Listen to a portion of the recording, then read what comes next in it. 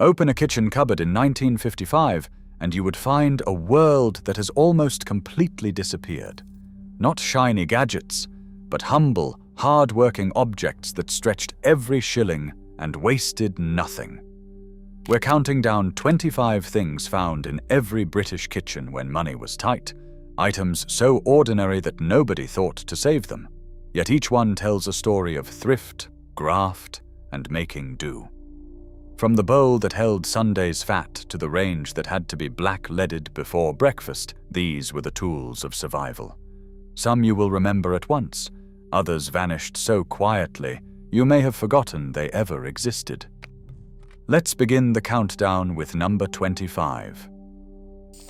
Number 25. The net string shopping bag hung on the back of every scullery door, rolled small enough to tuck in a coat pocket, yet stretching to swallow a whole week's messages.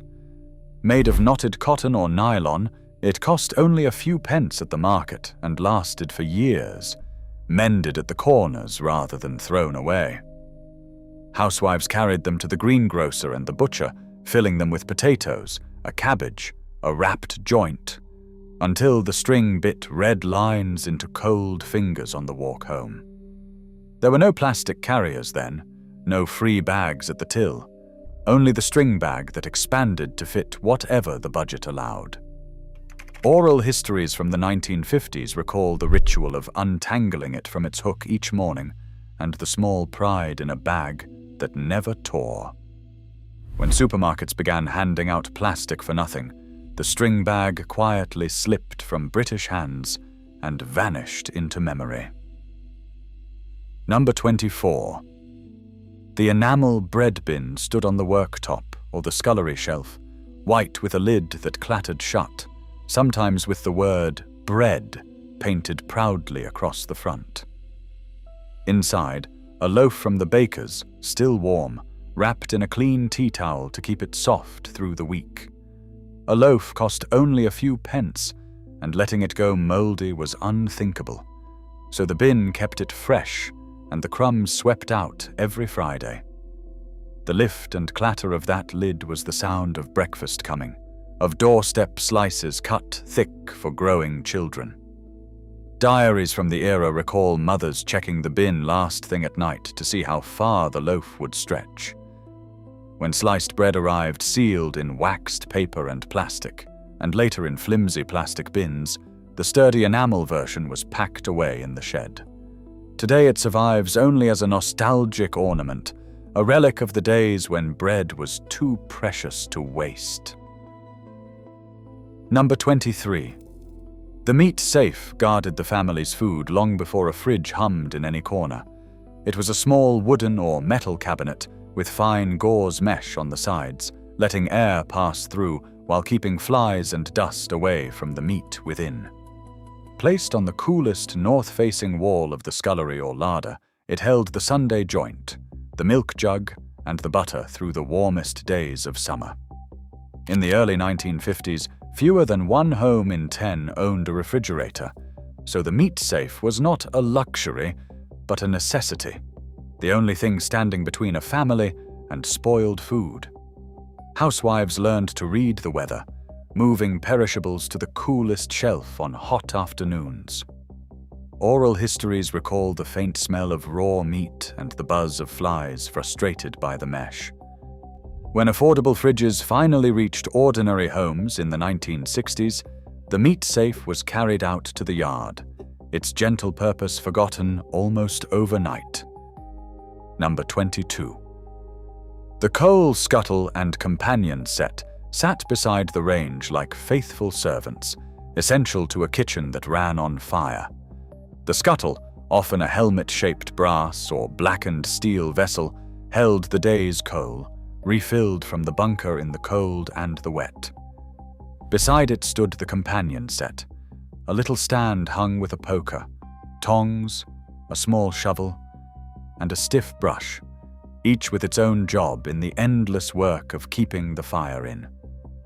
In the years when money was tight, that fire cooked the dinner, heated the water, and warmed the only warm room in the house, so it could never be allowed to die. Children were sent to fill the scuttle, staggering back with hands black to the wrist. Diaries recall the constant graft of it, the raking of ash, the careful banking of coals at bedtime. When central heating and clean gas cookers arrived, the scuttle and its companions were the first things to go. Number 21. The mangle dominated the scullery, a heavy cast iron frame with two thick wooden rollers turned by a great looping handle. On wash day, sodden sheets and shirts were fed between the rollers. The water squeezed out in a grey stream while the whole contraption groaned and rocked on the flagstones. It cost a fair sum when new, so most were bought second-hand and handed down, oiled and mended for decades.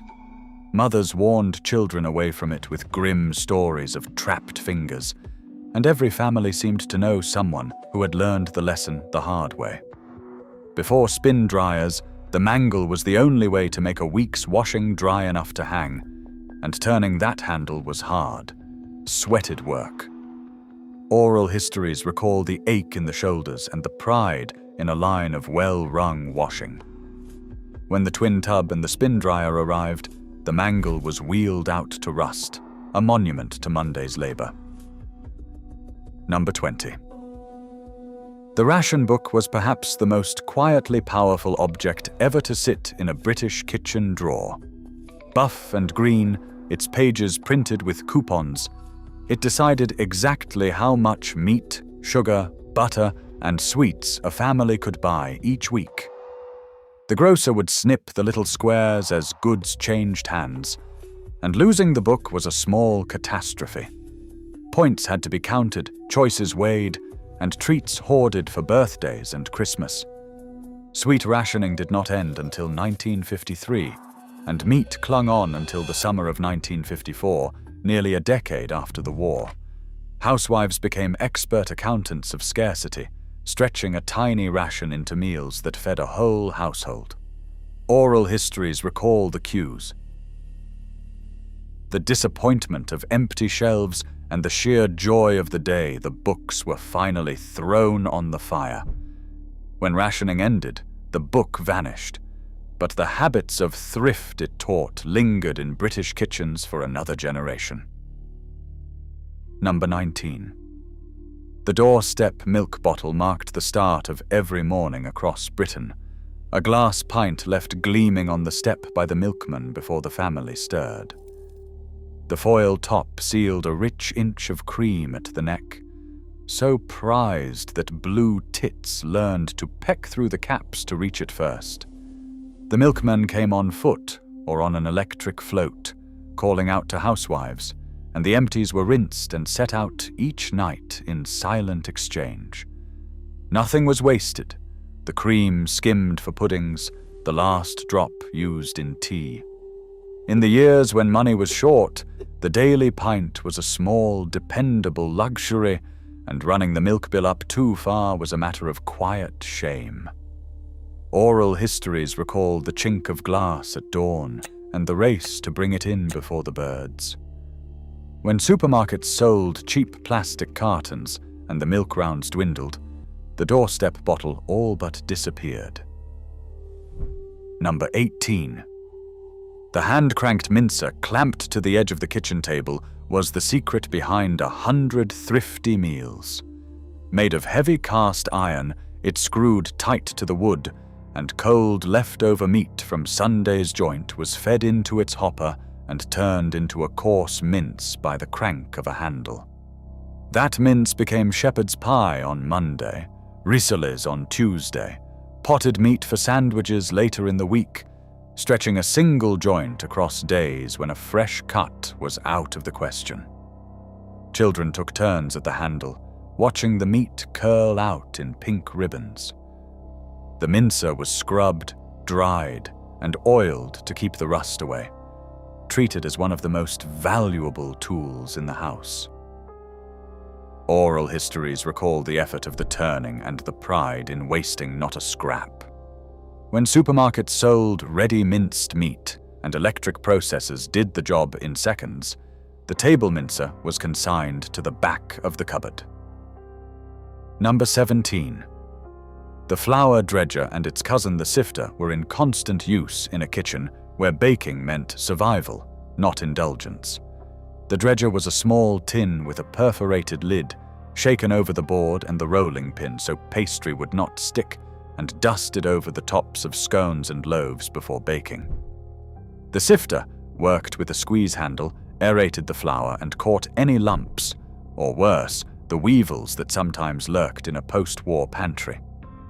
Baking a cake or a batch of scones cost a fraction of buying them, so nearly every housewife baked, and these humble tins were reached for daily. The soft clouds of flour, the rhythmic squeak of the sifter, were the ordinary music of the kitchen. Oral histories recall mothers sifting 3 times for a birthday sponge. When pre-sifted flour and non-stick tins arrived, the dredger and sifter quietly lost their place on the shelf. Number 16. Kilner preserving jars lined the larder shelves like a family's private harvest. Glass jars sealed with rubber rings and metal clips that kept the summer alive through winter. When the garden or the allotment gave a glut of plums, runner beans, or tomatoes, nothing was allowed to rot.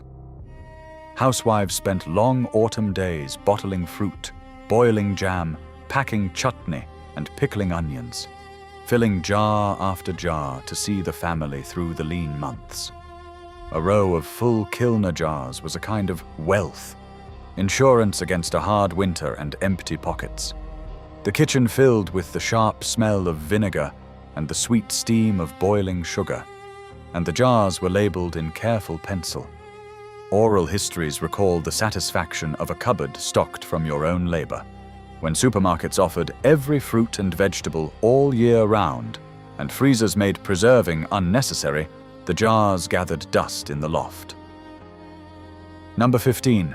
The Prestige pressure cooker hissed and rocked on the hob in kitchens across Britain, a marvel of thrift dressed up as modern science. Made of solid aluminium with a weighted valve that jiggled and steamed, it could take the cheapest, toughest cut of meat, the sort that chewed like leather if roasted, and render it fall apart tender in under an hour.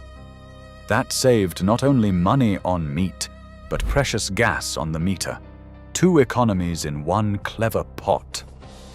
Some housewives feared it, swapping stories of lids blown clean off, but most swore by it for a Sunday dinner conjured on a weekday budget. The rocking hiss and the smell of stewing beef meant something good was coming. Oral histories recall the timing done by the mantel clock, 15 minutes to the pound. When slow cookers and microwaves promised effortless speed, the pressure cooker was pushed to the back of the cupboard, its steady wisdom forgotten. Number 14. The tea caddy held the most important commodity in any British home, and it was treated with real ceremony. Often a decorated tin, sometimes a coronation souvenir kept long after the event. It stored the loose-leaf tea that was spooned into a warmed pot with a special little caddy spoon. Tea was expensive enough that the caddy was guarded closely, the lid always pressed down tight to keep the leaves fresh.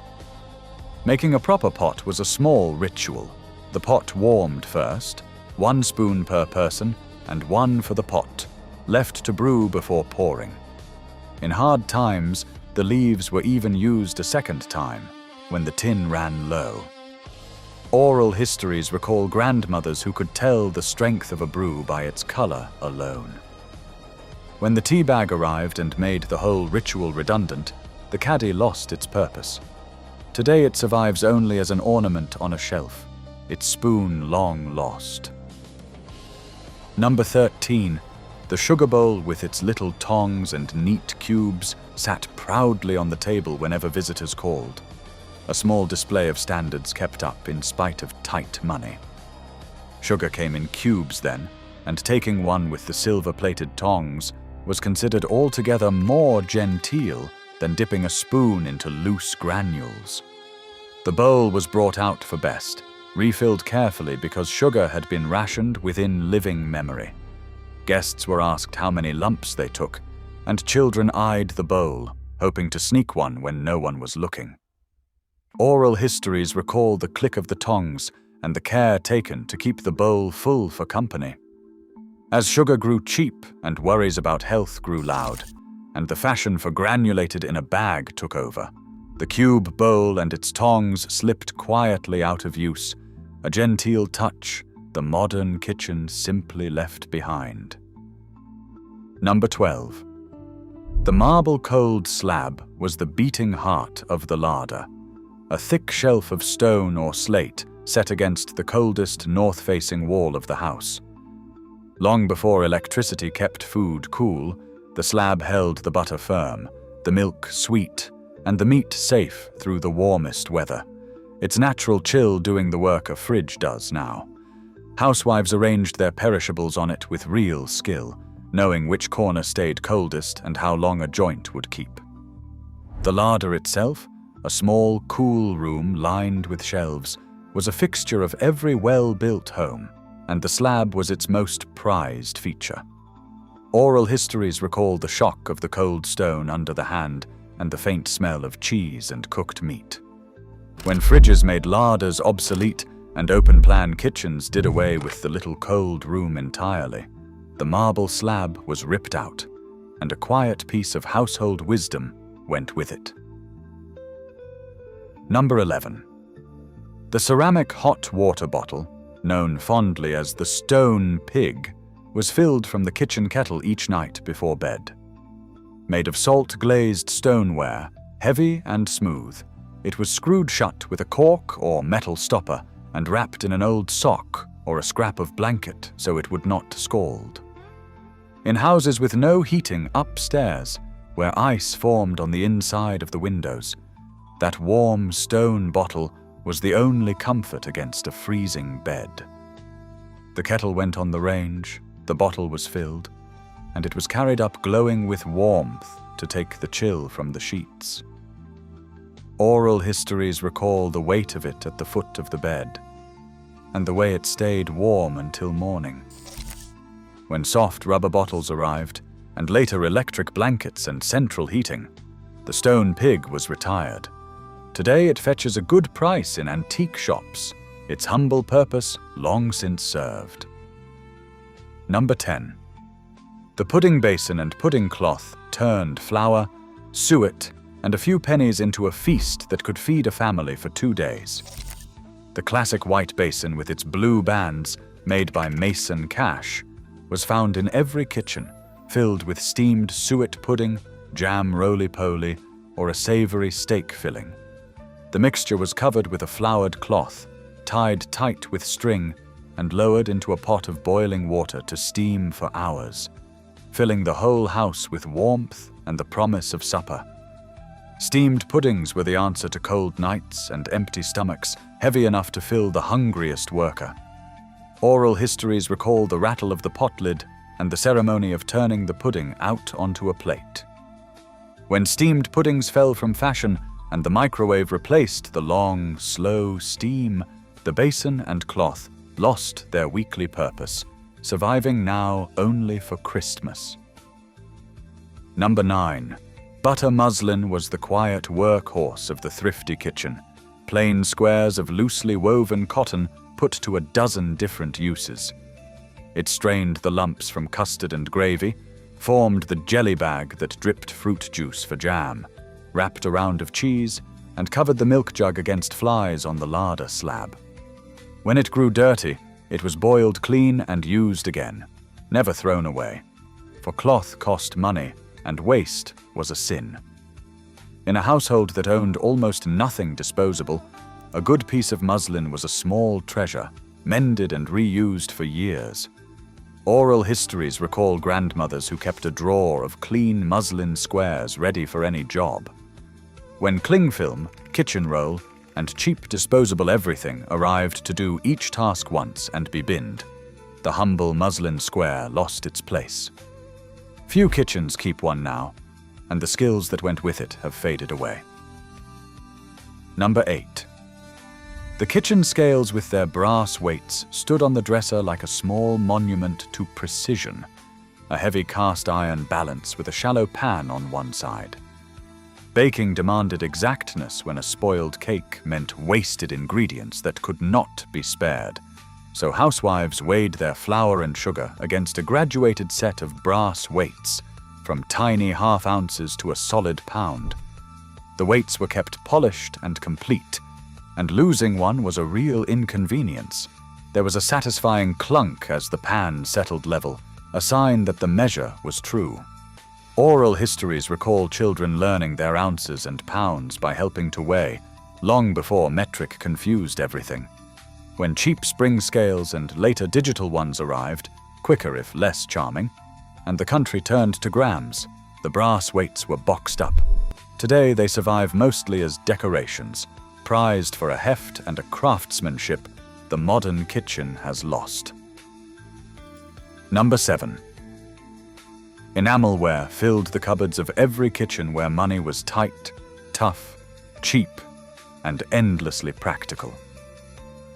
The colander with its blue rim, the mugs, the plates, the wash bowls, all were coated in hard-wearing enamel that survived being dropped on a stone floor where china would shatter. It was the crockery of working families, bought for pennies and used until the enamel chipped away to show the black metal beneath, and even then it soldiered on. Oral histories recall the particular ring of an enamel mug, and the tea that always seemed to taste of metal by the last mouthful. When brightly colored plastic and gleaming stainless steel arrived, promising a kitchen without chips or rust, the old enamelware was thrown out or handed to the shed. Only now, decades later, has it crept back into fashion, dearer than ever. Number 6. The toasting fork hung by the range or the fire, a long-handled prong of brass or twisted wire that turned a slice of bread into golden toast without any electricity at all. Before the electric toaster reached ordinary homes, making toast was a job done at the open fire or against the bars of the range, and it was usually the children's task. A slice was speared on the fork and held to the glowing coals, turned at just the right moment, watched carefully so it browned and did not burn. There was a knack to it, and a pride in getting it perfect, the outside crisp and the middle soft, ready for a scrape of dripping or margarine. Oral histories recall the warmth of the fire on the face and the smell of toast filling the room on a winter afternoon. When the pop-up toaster made the whole business quick and safe, the toasting fork was hung up for good. Number 5. The kitchen dresser dominated the room, a great wooden piece of furniture that held the entire family's crockery and much of its life besides. The open rack above displayed the best plates on their edges. The drawers below held the cutlery and the odds and ends, and the cupboards stored everything from the sugar to the shoe polish. It was often the most valuable thing in the house, passed down through generations, scrubbed and waxed, and never replaced while it still stood. The good china waited on it for Sundays, and the letters were tucked behind the milk jug. Oral histories recall the dresser as the true center of the kitchen, more than the table, more than the stove. When fitted kitchens arrived in the 1960s and the 70s, with their sleek built-in units and hidden cupboards, the freestanding dresser was declared old-fashioned and dragged out, taking a whole way of keeping house with it. Number 4. The Belfast sink, deep and white and set into a wooden draining board, was where a huge share of family life took place. Made of heavy glazed fire clay, it was big enough to wash a mountain of dishes, bathe a small child, soak the washing, or pluck a chicken for Sunday. Brass taps ran cold and, if you were lucky, hot, and the wooden board beside it, scrubbed pale, held the drying plates. In the scullery where money was tight, this single deep sink did the work of half a dozen modern appliances. Oral histories recall Friday night baths in it before there was a proper bathroom, and the endless washing up that fell to the women of the house. When shallow stainless steel units and dishwashers arrived, the Belfast sink was ripped out as hopelessly outdated, only to become, ironically, one of the most sought-after and expensive features in the fashionable kitchens of today. Number 3. The tea cozy sat over the pot like a woolly hat. A small handmade thing that spoke of a household where nothing was wasted, not even the warmth of a brew. Knitted or crocheted from scraps of leftover wool in every color, it kept the tea hot for a second and third cup, so no one had to boil the kettle again and waste precious gas or coal. Every housewife had her own, often several, made in odd moments and mended when they wore thin. A pot of tea under its cozy was the center of the kitchen, poured out through the long afternoon for callers and family alike. Oral histories recall grandmothers forever knitting cozies from the ends of old cardigans. When tea bags and mugs replaced the loose leaf and the shared pot, the cozy lost its purpose entirely. It survives now as a jokey novelty, its real, thrifty job long forgotten. Number 2. The dripping bowl held the golden treasure of the working-class kitchen, the rendered fat saved from every roast. After the Sunday joint, the hot fat was poured into a bowl or basin and set on the cold larder slab to firm into a pale, savory block with a dark jelly of meat juices at the bottom. Nothing from that joint was wasted, and the dripping went on to fry the eggs, roast the potatoes, and, best of all, get spread thick on bread with a shake of salt for tea. Bread and dripping was supper for countless families, cheap, filling, and carrying the memory of Sunday's meat right through the week. Oral histories recall the fought-over jelly at the bottom of the bowl, the tastiest part of all. When health campaigns turned against animal fat and cheap spreads filled the shops, the dripping bowl was emptied and thrown out, and a whole tradition of thrift went with it. Number 1. The black leaded kitchen range crowned this list as the true heart of the home, the object around which every tight-budgeted household turned. Cast in iron and set into the chimney breast, it cooked every meal, boiled every kettle, heated the water, aired the washing, and warmed the only warm room in the house, all from a single fire that was never allowed to go out. But it demanded a heavy price in labor.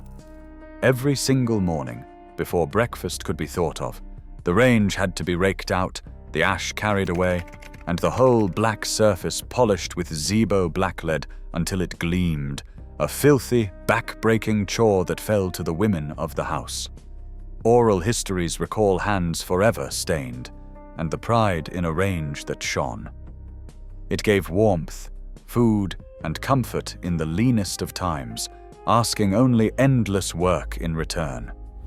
When gas and electric cookers arrived, clean and instant, and central heating warmed the whole house at the flick of a switch, the range was torn out without a second thought. With it went the beating heart of the British kitchen and a way of life built entirely on making do. From the string bag by the door to the great black range in the chimney breast, these 25 vanished things tell the story of a Britain that wasted nothing and made everything last. They were not treasured or saved, only used day after day, until easier times swept them aside.